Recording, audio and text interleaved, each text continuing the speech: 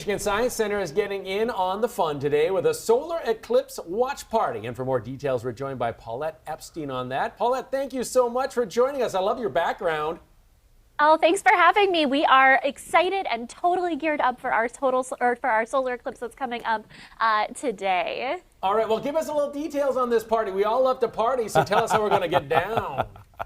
Yeah, so the Michigan Science Center is actually partnering with the Ford House, and we're going to be hosting an event out there where we're going to be taking a look at the solar eclipse. We're going to have all sorts of hands-on activities where we talk about why UV light can affect us and can affect our eyes. We'll be using astronaut gloves to be doing all sorts of really fun challenges, as well as having our telescopes out to take a closer look at the sun throughout the day. So telescopes with our safe solar filters, and with our event that we're having, folks are getting a pair of solar eclipse glasses. Really a great way to view the solar eclipse from even your backyard are these solar eclipse glasses. But if you don't have a pair of solar eclipse glasses, I'm going to let you guys know you can still view the eclipse with something just as simple as a paper plate using a pinhole projector. Oh, how about that? A paper plate. I feel like I hurt my eyes just looking at your background there, Paulette, so I got to get that paper plate. So, Paulette, you know, Troy was actually just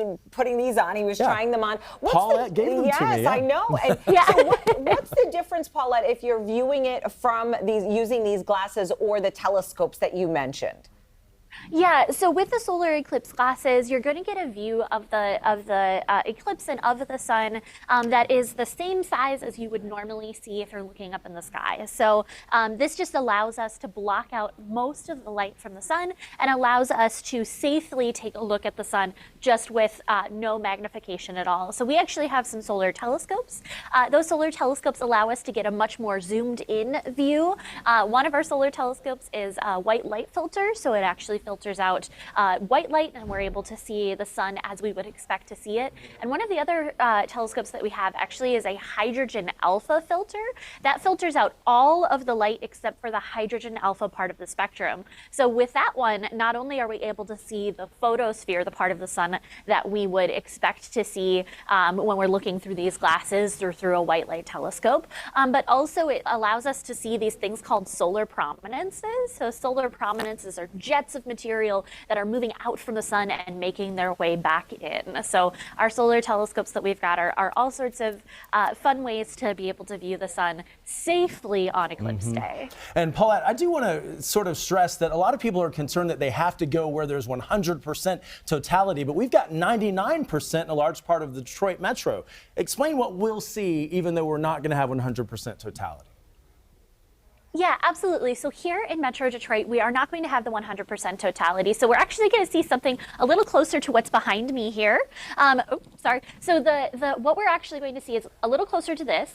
And with the solar eclipse, we will still see just a little bit of the sun. We won't be able to see the corona, those really pretty images that we see that are out there at totality. We won't be able to take off our solar eclipse glasses like some of the folks can at totality, but we will still see 99%, over 99% actually at the Ford House coverage of the sun, and it's going to be an amazing experience. It's going to get darker, it's going to get cooler outside, animal behavior will actually start to change. So some of the things I want you guys to notice if you do go outside and observe the eclipse today is look at your shadow. Your shadow will actually change and start to look a little bit different.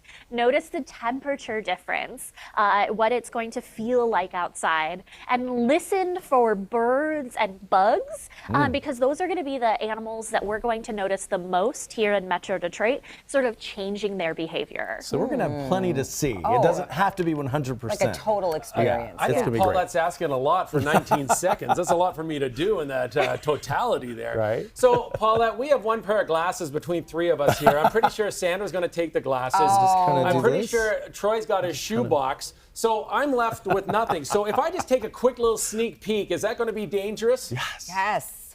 Yes. Yes, it will still be dangerous. So the way that your eyes are shaped, the front of your eye is a lens. That lens focuses light to the back of your eye onto your retina. Your retina then sends signals to your brain. That's how you see. if you are like I was as a child and you took a magnifying glass outside and focused the sunlight, you probably would have burned a hole in something like I used to do when I was a kid.